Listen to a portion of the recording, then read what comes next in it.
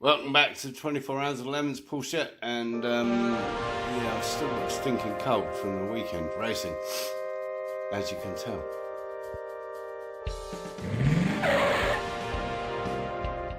Anyway, as I intimated in the end of the last video, we are potentially doing a 24-hour race at High Plains, Colorado, for which we'll need lights. So I bought some of these, and I'm going to test them out on the FJ, see if they're any good. Plus, of course, we have to sort out the headroom for Michael, and there are question marks on the fuel pump, as well as the oil pump, as well as other pumps.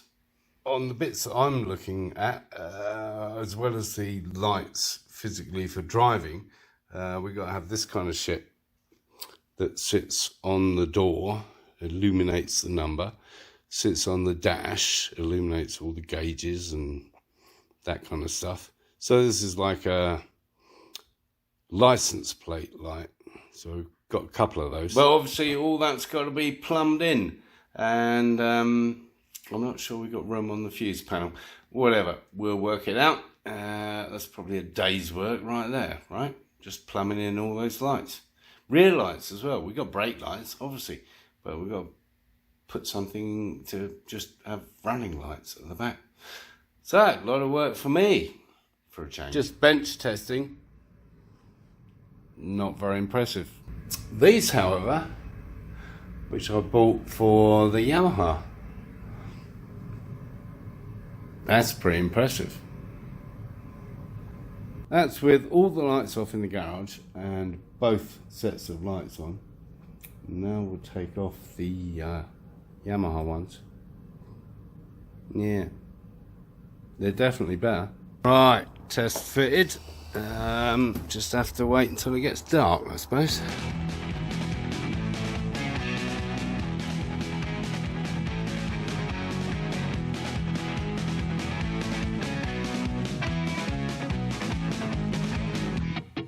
Belts out. Ricky Booby's making notes. Easy for you, brother. Michael's doing something. Eventually we got the seat out. What we've established is that if we drop this pan, as you can see, there's already like an inch of elevation off the actual floor here where the seat is mounted to. So we've got an inch there already, and if we look under the car, you can see that the exhaust there is probably a good 2 inches below the bottom of the car, so we can safely drop it 2 inches. A bit like that. So with all that clobber out and a plan of action, we decided to sit Mike on the floor, which is the equivalent of dropping the seat 3 inches, and as you can see, he fits. Yeah, I can. that works perfectly. I bet. Next up was checking why it was running rough at the end of the race at Thunderhill, and we found a number of issues actually. Some of the HT leads had actually come kind of loose, unclipped from the plugs themselves and the distributor, causing misfires, obviously, specifically on cylinders 5 and 8. We took all the plugs out, and they were pretty gunked up, so we've cleaned them all up, we put them all back in again.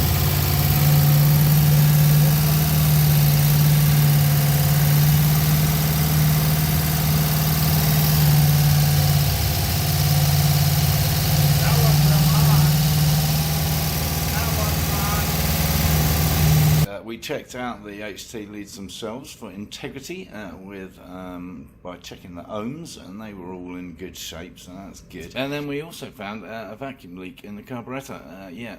Something had come uncapped.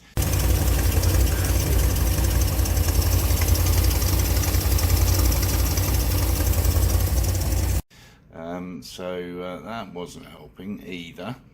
And with all that done, it's not running bad at all, so that's good news. Mike and Randy are going to check valve clearances and all that kind of stuff just to get it totally tickety-boo, but we're all good on the motor. Good news. Next up was just checking the fuel capacity of our fuel cell. not really critical, but something that's been puzzling us for a while. We got a Tank fill. Yeah, I'll I'm just gonna label them. Okay. Put on the roof of the car or something? As it was clearly brimmed just before we left the circuit, we decided to drain the tank, and so we pumped as much as we could out with the actual car's fuel pump into bottles. The result of which was that there was still like an inch or so in the tank itself when the pump failed to pick it up. So that's the equivalent of about 2 gallons sloshing around in the bottom there.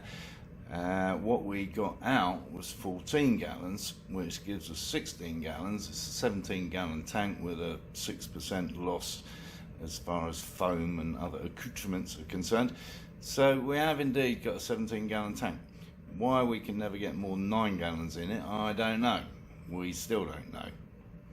But we do know we have got a 17-gallon tank. We are going to look into various ways of potentially baffling the pickups better than the foam. Foam itself doesn't really baffle the fuel from sloshing around in corners. So yeah, I mean, with the fact that dead level, not moving, 2 gallons was still in the tank when the pump failed to pick it up.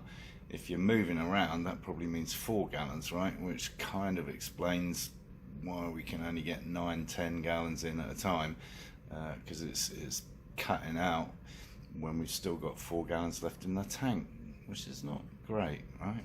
If any of you have got any suggestions as to how we can improve this situation, leave them down in the comments. Be glad to hear from you. Well, I think that's about it for now. I think that's all there is to report on the current situation. I'll let you know how the seat drop goes, and look forward to any suggestions you've got on the fuel tank, baffling, etc. Baffling as it is. So yeah, thanks as always for watching. If you haven't already, subscribe down here somewhere, give the video the thumbs up, and of course, encourage others to watch my lunacy.